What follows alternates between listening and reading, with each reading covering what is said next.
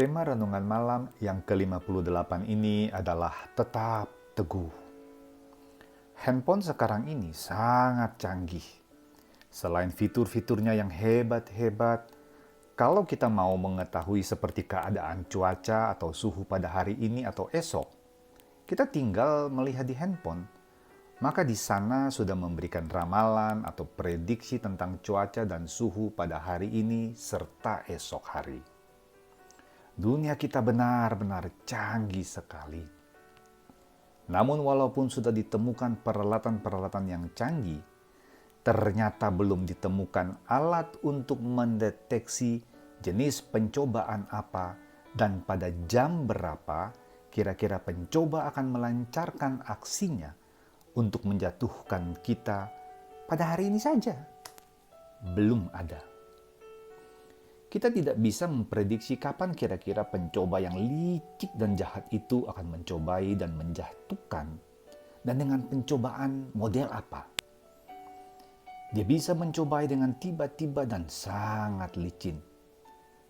Baru selesai berdoa, beberapa menit kemudian si pencoba akan menggoda kita untuk mengeluarkan perkataan yang tidak benar. Baru selesai membaca firman Tuhan, beberapa menit kemudian si pencoba bisa menggoda kita untuk melihat serta memikirkan sesuatu yang tidak sepatutnya.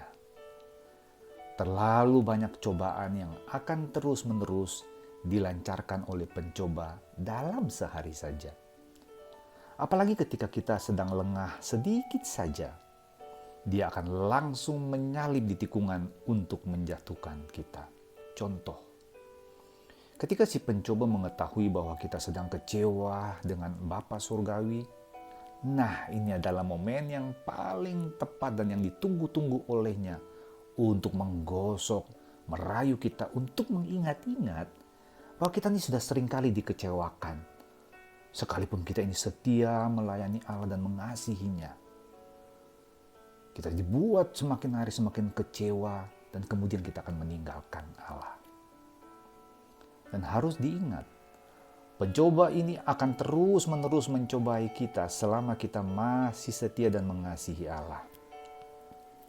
Lalu kita harus bagaimana menghadapinya?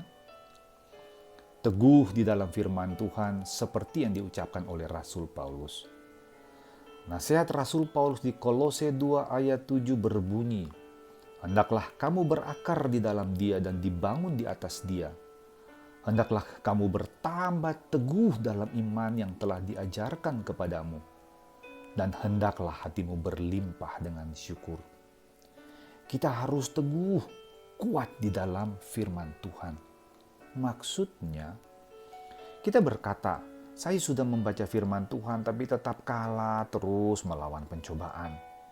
Persoalannya adalah, setiap harikah kita membaca, mendengar, dan merenungkan firman Tuhan?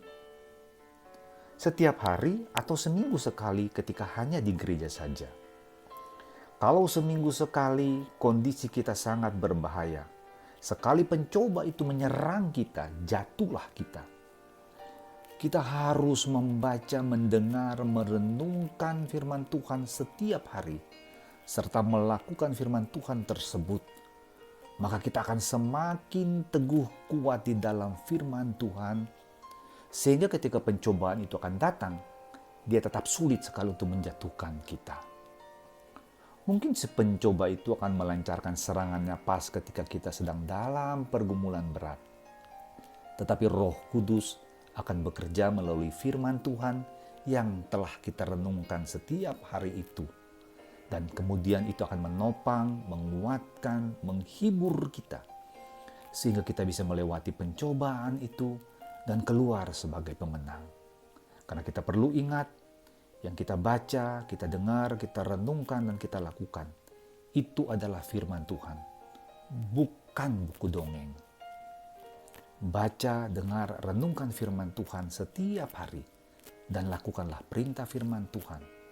Maka itu akan membuat kita semakin teguh dalam melawan pencobaan-pencobaan yang akan terus berusaha menjatuhkan kita kapan saja. Tolonglah kami, ya Bapa, untuk setiap hari membaca, mendengar, dan merenungkan serta melakukan firman-Mu, supaya kami teguh di dalam kehidupan ini. Amin. Kiranya renungan malam ini menjadi berkat bagi kita semua. Salam kemenangan dari Billy Liline. Selamat malam, selamat beristirahat. Tuhan Yesus memberkati kita semua. Haleluya. Amin.